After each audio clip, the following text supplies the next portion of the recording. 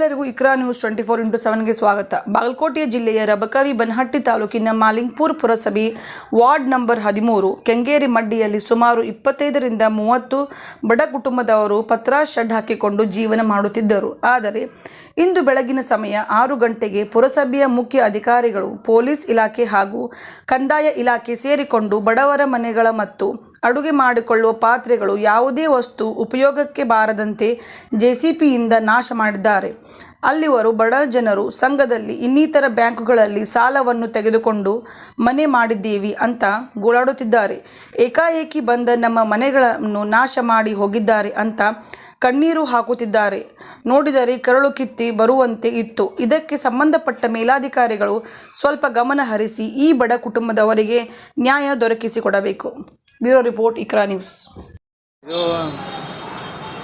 Malingapura survey number 29/1 ಮುಫತ್ ಗೈರಾಣ ಕಂದಾಯ ಇಲಾಖೆ ಜಮೀನು. ಇದರಲ್ಲಿ ಈಗಾಗಲೇ 11 ಎಕರೆ ಮುನ್ಸಿಪಾಲ್ಟಿಗೆ ಕೊಟ್ಟಿದ್ದಿತ್ತು.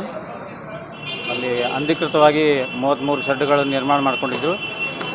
ಇವತ್ತಿನ ದಿವಸ ನಾವು ಒಂದು ಕಾರ್ಯಾಚರಣೆ ಮಾಡಿ ಎಲ್ಲ ಶೆಡ್ಗಳನ್ನೆಲ್ಲ ತೆಗೆದು ಆ ಜಮೀನನ್ನು 3 ಎಕರೆಯಷ್ಟು ಜಮೀನನ್ನು ನಾವು ಮುನ್ಸಿಪಾಲ್ಟಿಯವರಿಗೆ ಹ್ಯಾಂಡ್ ಓವರ್ ಮಾಡಿ.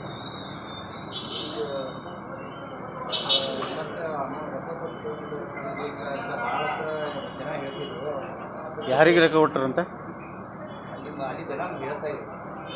ಸರ್ಕಾರಿ ಜಮೀನೊಳಗೆ ಎನ್ಕ್ರೋಚ್ ಮಾಡಿ ಅವರು ಅನಧಿಕೃತವಾಗಿ ಶೆಡ್ ಹಾಕ್ಕೊಂಡಿದ್ರು.